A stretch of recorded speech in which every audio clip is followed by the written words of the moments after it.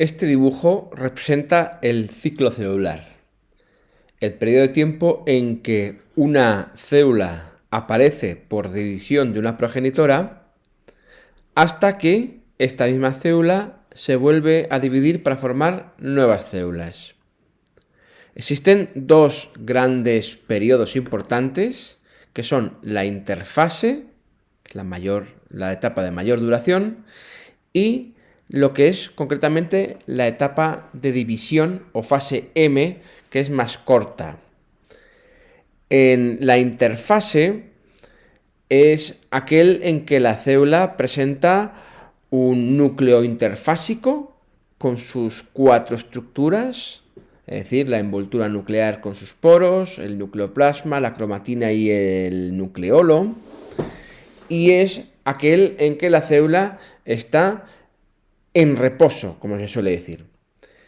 Sin embargo, la fase de división, la etapa más corta, la célula presenta cromosomas, es decir, el núcleo se ha transformado, se ha desorganizado sus estructuras y la cromatina se condensa para formar cromosomas, y es allí donde se produce la división. Primero, la división del núcleo o cariocinesis, que sería la mitosis en sí misma, y a continuación la división del citoplasma o citocinesis. En la interfase, que es el periodo donde hay un metabolismo activo, a su vez se distinguen 3 subfases.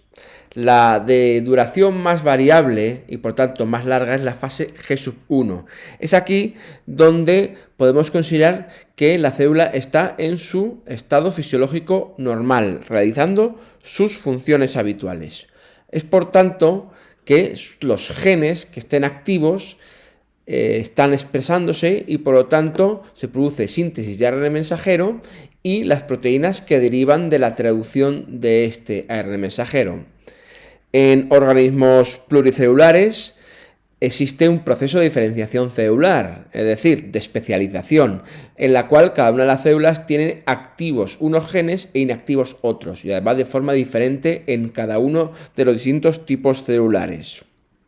En esta fase permanecen durante bastante tiempo hasta que se alcanza un punto R o de no retorno, gracias a la acción de ciertos activadores mitóticos, como pueden ser las hormonas, que ya hacen pasar a las siguientes fases y por tanto encaminarse hacia el proceso de división.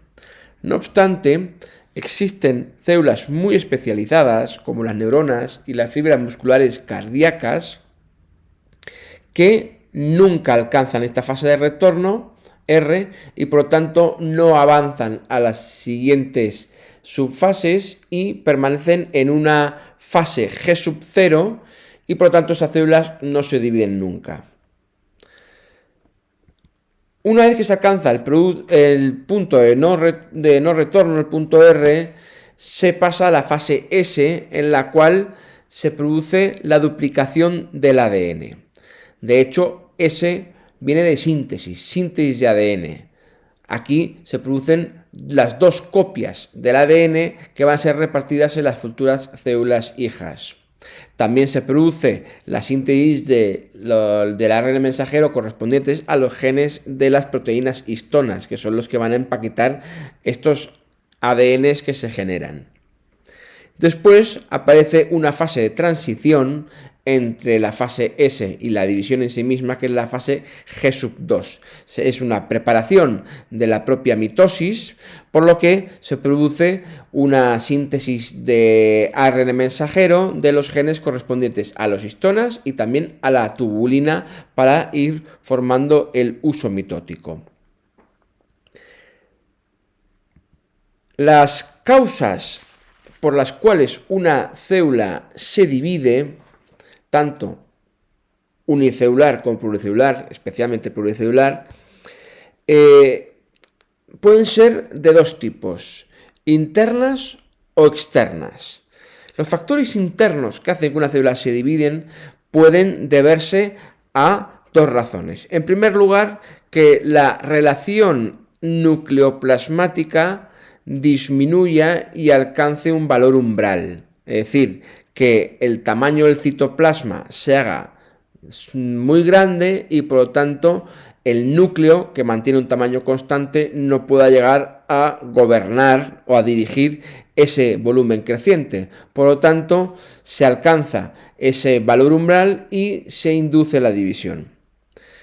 Otra podría ser la relación superficie-volumen de la célula. Es decir, si la célula va creciendo, la superficie crece al cuadrado del radio, mientras que el volumen aumenta al cubo. Llega un momento en el cual la superficie de la membrana celular no puede garantizar el intercambio de sustancias necesarios para un volumen creciente. Por lo tanto, cuando esta relación superficie-volumen también alcanza un determinado umbral, se activa la división.